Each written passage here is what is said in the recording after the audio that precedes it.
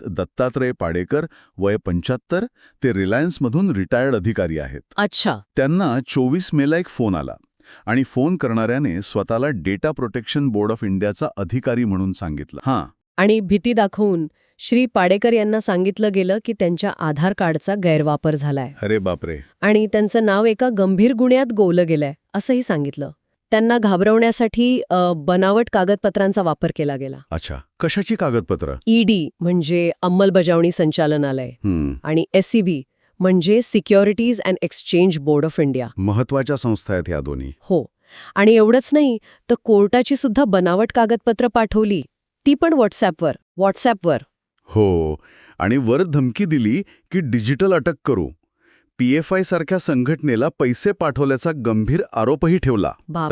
आणि हे सगळं खरं वाटावं म्हणून तपास अधिकारी म्हणून विश्वास नांगरे पाटील यांचं नाव घेतलं.